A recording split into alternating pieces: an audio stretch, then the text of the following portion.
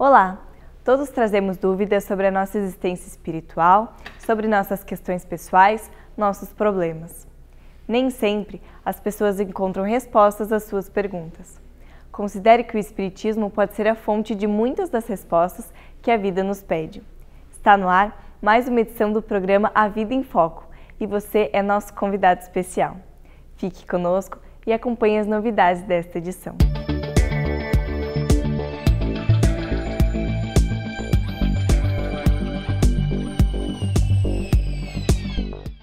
No âmbito da criação divina, em princípio, tudo é regulado por leis inderrogáveis pelo homem, leis perfeitas e estáveis.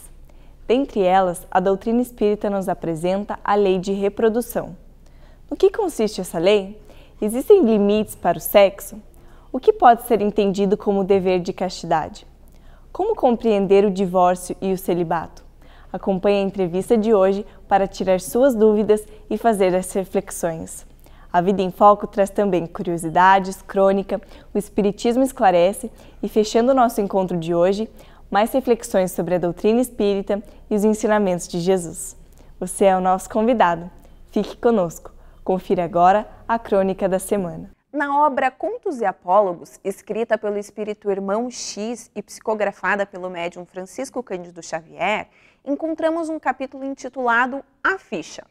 Lá, nos é narrada a história de um distinto pregador do Evangelho na seara espírita na noite em que atingiu 50 anos de idade no corpo físico, quando sonhou que alcançava as portas da vida espiritual e intentava alçar-se para melhor desfrutar da excelsitude do paraíso, quando um funcionário celeste o lembrou da necessidade de ler a sua ficha. Na ficha, estavam anotadas as boas condições de que dispôs na Terra para um tranquilo desenvolvimento, a estrutura familiar e o conforto material, a formação religiosa católica e depois a transferência para as fileiras do Espiritismo, onde se tornou palestrante e pregador. No entanto, sem encontrar tempo para auxiliar os filhos na procura do Cristo. Nota-se ainda sua intolerância para com os outros, inflexibilidade, orgulho e egoísmo. Sua respeitável posição social e patrimônio amealhados sob o amparo de Jesus e, em contrapartida, a ínfima, para não dizer desprezível, disposição de numerário em auxílio aos necessitados e às obras de assistência social. Quando passaria a ler o item das próprias dívidas, fortemente impressionado, acordou. Mais tarde, contou o sonho aos seus amigos e dizia que estava transformado, que se consagraria a partir de agora ao trabalho mais vivo no movimento espírita. Reuniria palavra e ação. Despediu-se deles, marcando para o dia seguinte reunião para assentar as bases da obra que levaria a efeito. Contudo, na noite imediata, nosso personagem, vítima de acidente das coronárias, estava morto. O Irmão X, pseudônimo adotado pelo espírito Humberto de Campos, após a disputa judicial de sua família pelos direitos autorais das obras psicografadas por Chico Xavier, nos traz poderosa ilustração. Pensemos nisto. Será que não estamos muito preocupados com a forma, com a criação de ritos, preocupados com discursos cheios de belas palavras e vazios de labor na seara do bem? Entretanto, independentemente do que já passou, sempre há tempo. E o melhor momento para começar é agora. A lei da reprodução é o assunto da entrevista de hoje. Nos acompanhe nessa reflexão.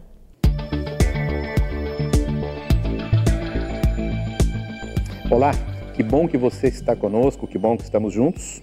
Começamos agora o nosso bate-papo, a nossa entrevista, recebendo mais uma vez Dineu de Paula. Seja bem-vindo, Dineu. Obrigado, Márcio. Dineu se especializou agora em leis morais. Né? Leis morais que constituem a terceira parte de O Livro dos Espíritos. O Dineu se propôs a tratar uma a uma, né? Trazendo aspectos que muitas vezes não são observados, né, pelo estudioso convencional, assim como eu, Dineu. Né? Então, muito bom. Tem sido muito boas as experiências e eu espero que a gente possa também levar algo de importante para a reflexão do telespectador, daquele que nos ouve, Dineu. Estamos tratando da lei de reprodução hoje. Perfeito. Dineu, do que trata esta lei de reprodução? Bom, o próprio nome já é indicativo, né? Ela trata de tudo o que se refere à reprodução, como sexo, castidade, casamento, divórcio, filhos, métodos anticoncepcionais. E, evidentemente, como se trata de reprodução, o núcleo da discussão é centrada na sexualidade humana.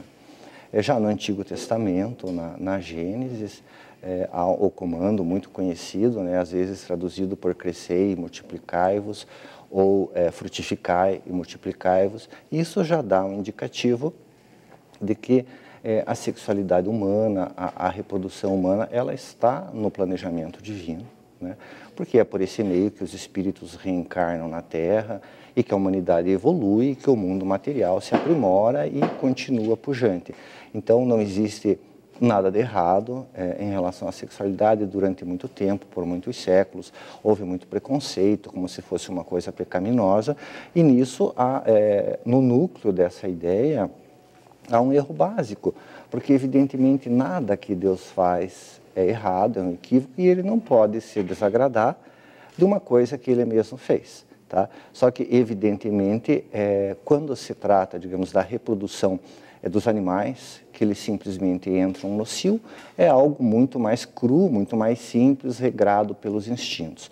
Já quando entra em cena a sexualidade humana, ela é uma coisa bem mais sofisticada, e como entra em cena a vontade, o livre-arbítrio, se torna, digamos assim, há o perigo de um exagero. Então, se não é um pecado, não é algo pecaminoso, não é sujo, não é nada disso, também não é a finalidade da existência, e é preciso cuidado para que não degenere em vício e para que não vire luxúria.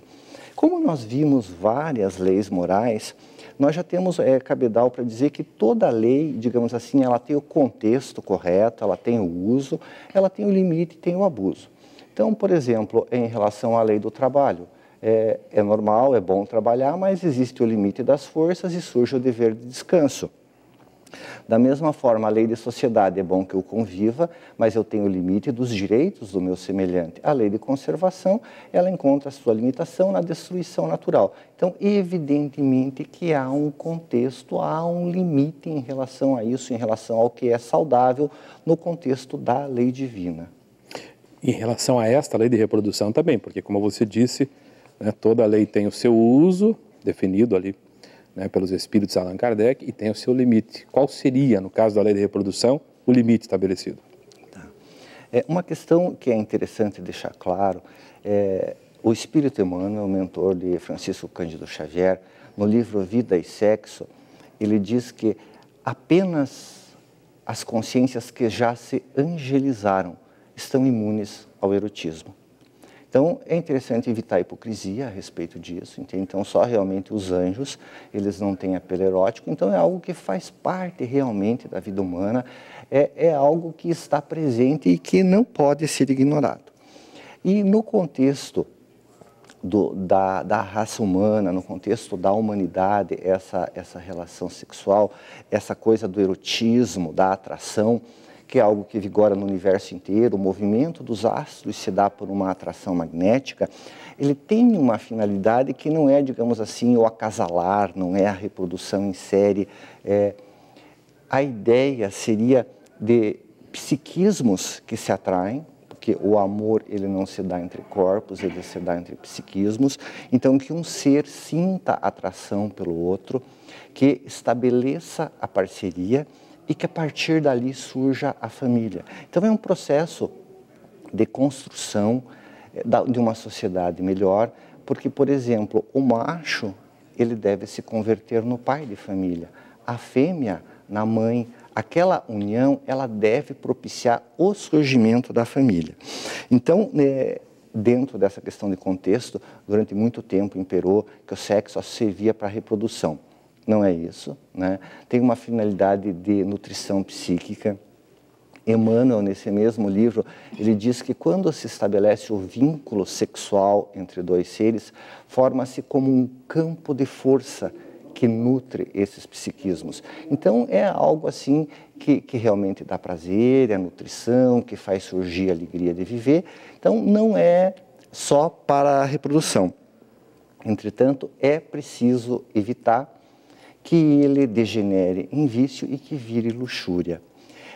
Já é um mandamento, né, muito antigo, que com o comando de não pecar contra a castidade. Então, o que seria a castidade? Evidentemente que a castidade não é a ausência de sexo, porque se castidade fosse falta de sexo, o próprio comando de crescer e multiplicar seria impedido.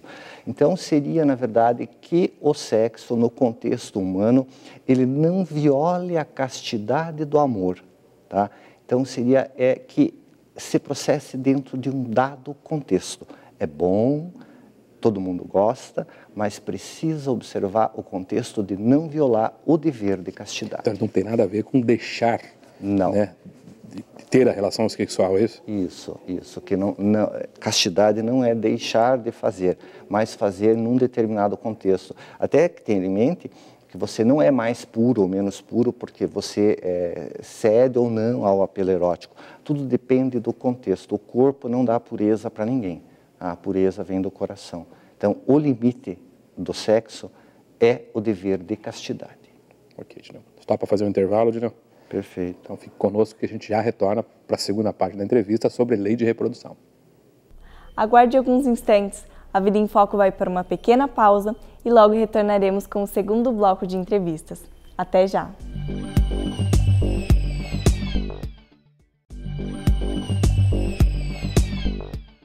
Retornamos com o segundo bloco da entrevista de hoje, trazendo uma questão a ser discutida: a lei de reprodução. Vamos assistir! Muito bem, estamos de volta. Para você que está chegando agora, nós estamos tratando hoje do assunto lei de reprodução, conversando com Dineu de Paula. Dineu de Paula, que já é membro do nosso programa. Quem tiver curiosidade de saber um pouco mais sobre ele, acesse o nosso site, avidaemfoco.com.br, e clique sobre o programa, e lá você vai ter um pouco mais, né, de conhecimento a respeito dos membros que compõem a equipe do nosso programa Vida em Foco. Dineu, prossigamos. Você falou no primeiro bloco sobre castidade. A ideias sobre esse assunto são as mais variadas, né? Entende castidade como não fazer, castidade como, como você colocou, como dentro de um contexto, né? O que seria, qual é o dever de castidade, né? O que é isso, qual que é o conteúdo desse dever? Sempre lembrando que é uma concepção que se traz, né? Existem outras que são respeitáveis, mas dentro dessa visão de que castidade não é ausência de sexo, mas que ela é o exercício da função sexual num contexto em que estejam presentes 4 elementos, que seriam amor, compromisso, fidelidade e respeito. Amor é um afeto profundo, não é um interesse momentâneo, não é algo que é fruto da carência, implica o desejo de cuidar do outro. Tá? Então não é algo que surge numa noite, num bater de olhos, não é uma coisa de corpo, é um envolvimento profundo que surge entre 2 seres. Sempre implica o cuidado com o outro, uma afeição profunda. Tá? Daí outra coisa que seria o compromisso, que seria o segundo elemento. Ou seja, você deve ter um projeto de vida em que você se vislumbre vivendo com aquela pessoa por muito tempo. Não é um encontro momentâneo. Você estabelece o compromisso quando a felicidade da outra pessoa ela entra nos seus planos. Os seus atos consideram a felicidade do outro. Então, nesse contexto, tem muita gente que é formalmente casada e que vive sem considerar a felicidade do outro em seus atos. Então, tem essa questão da felicidade do outro. Tem de ver que tem consequências nisso, porque ninguém quer ser um pedaço de carne, faz mal para o psiquismo humano. Imaginou que eu sou um pedaço de carne que alguém lambe e joga fora.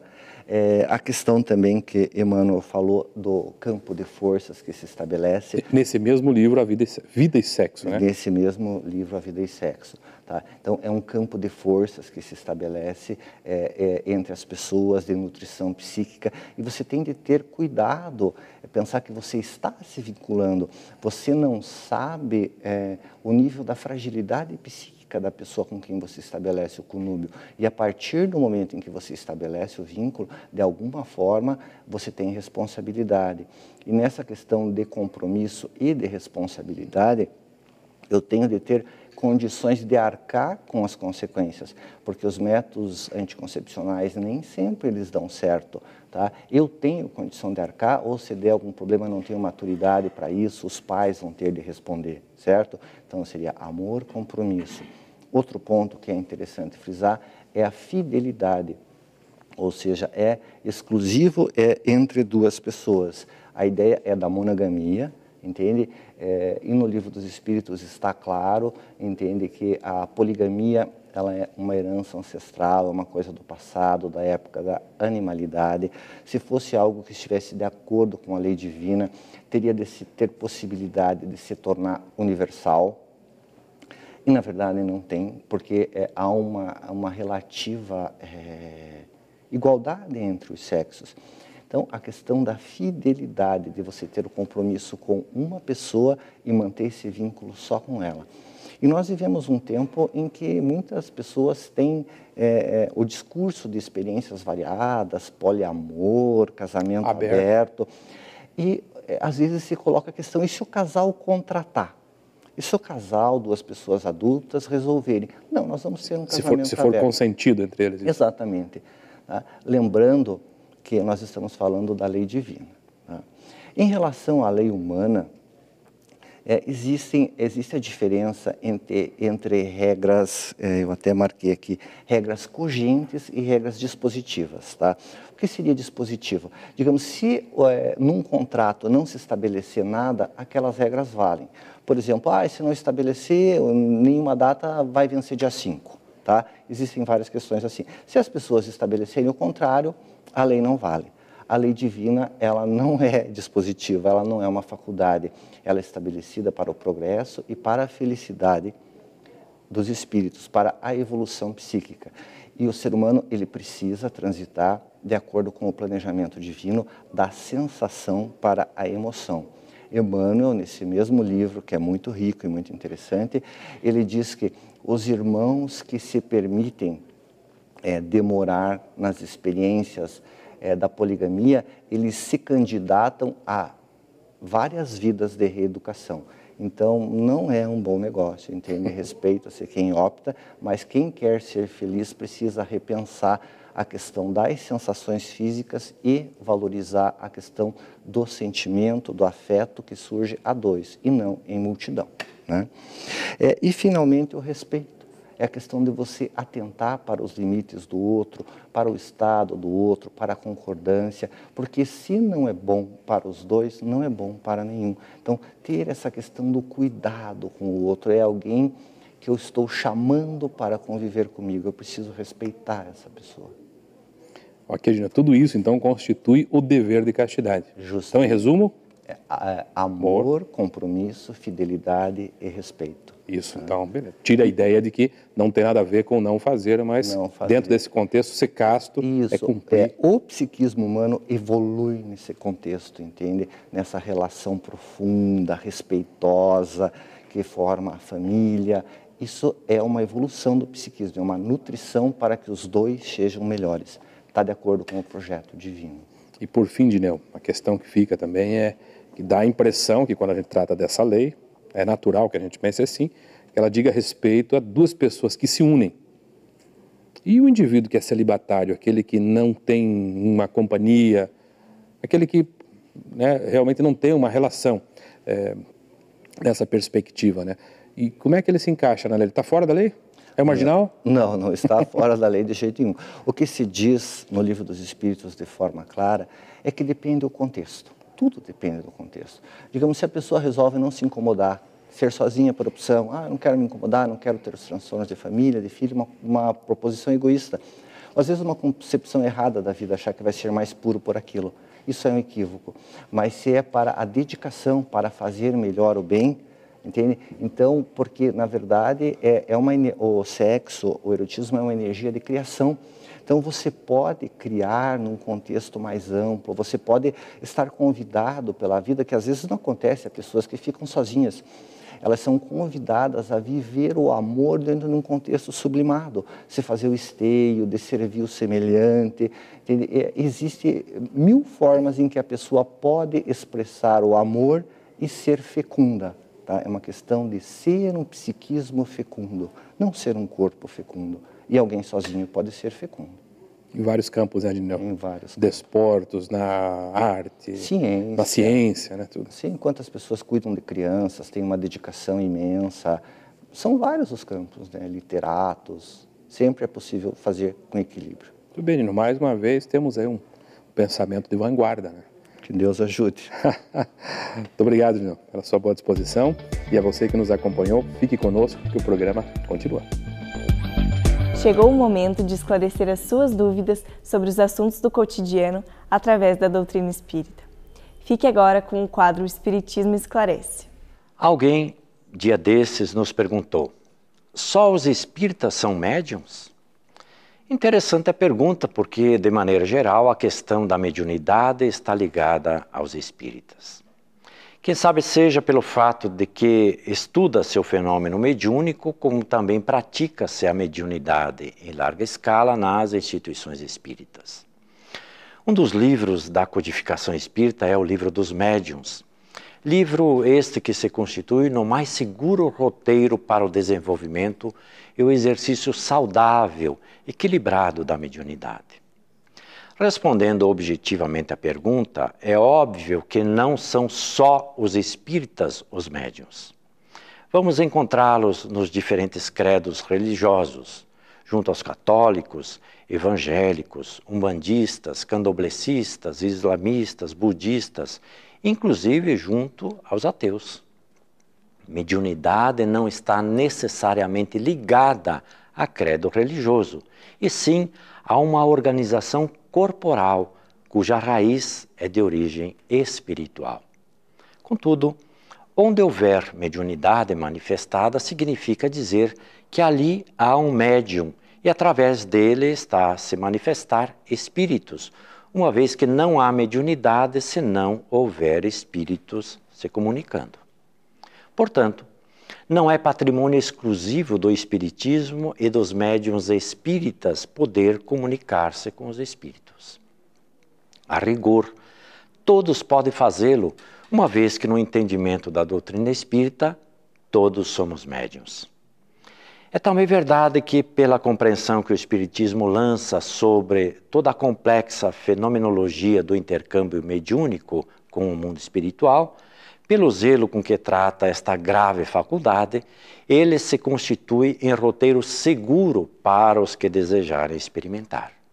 Por certo, os que pretendem conhecer a mediunidade podem compulsar o Livro dos Médiuns a fim de orientar-se acerca do fenômeno e das bases morais indispensáveis à boa conduta, a fim de preservar-se dos graves problemas que poderão advir do seu exercício sem o conhecimento e manuseio psíquico equivocado dessa potencialidade da alma. Alberto Almeida nos traz momentos de reflexão com o quadro Espiritualidade em Gotas. Fique conosco.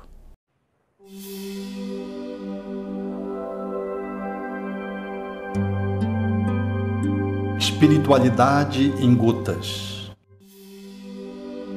Vida além da Terra. A questão 55 de O Livro dos Espíritos propõe: no espaço universal os globos que se movem são habitados? E os espíritos respondem: sim. E o homem terreno está longe de ser o primeiro em bondade, em inteligência e em perfeição. E imaginar de que nesse pequenino globo reside o privilégio de ser a vida dos seres racionais. Dizem ainda os espíritos: orgulho e vaidade imaginam que Deus criou o universo apenas para eles. Efetivamente, a espiritualidade vem ao encontro hoje da matemática dos astrofísicos, dos astrônomos, que revelam que a nossa Via Láctea é tão pequena em relação às outras e nós somos tão ínfimos dentro dessa Via Láctea que é impossível não entretecer um raciocínio que aponte na direção de que nós somos apenas um compartimento dentro do universo habitado, dentre tantos outros, cujos seres que os habitam estão para além da nossa racionalidade e estão para aquém do estágio em que nós nos encontramos, lembrando a Terra que já viveu a sua primitividade.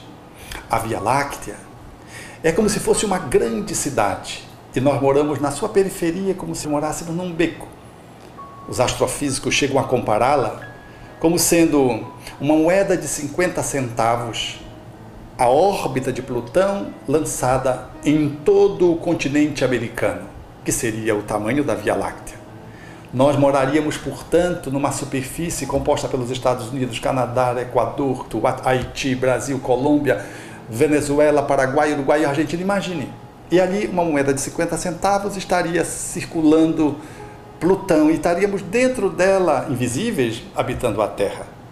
Dizem, numa outra forma, para que possamos ter uma compreensão de que a Terra seria dentro de o nosso sistema como um CD e a Via Láctea seria do tamanho da Terra. Percebam que há que ter muita humildade, porque só na Via Láctea há mais de 200 bilhões de sóis e quiçá 50 milhões de planetas semelhantes à Terra nas mesmas condições em que a Terra se apresenta hoje. É impossível admitir que Deus tenha criado esse universo cósmico para que nós, apenas nós seres pequenos que somos, nesse cantinho da Via Láctea, fôssemos os únicos habitantes do universo. O cosmo é mais fascinante e grandioso. Os múltiplos universos nos falam da vida para muito além da Terra. E isso só para falar da vida dos planetas habitados, porque há outras formas de habitação energéticas no mundo espiritual que nos revelam outras tantas moradas aos quais Jesus se referia ao seu tempo. Há muitas moradas na casa de meu Pai.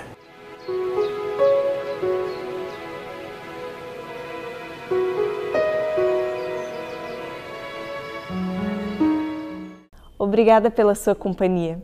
Estamos chegando ao fim de mais uma edição. Recordando que você pode ajudar a produzir o programa. Mande as suas dúvidas ou sugestões para contato@avidaemfoco.com.br. Acesse www.avidaemfoco.com.br para rever os programas anteriores e aqueles que você não pôde assistir. Na página do Facebook, você encontra informações e novidades sobre as próximas edições do programa. Nosso desejo é de uma ótima semana e te aguardamos na próxima edição do A Vida em Foco. Até lá!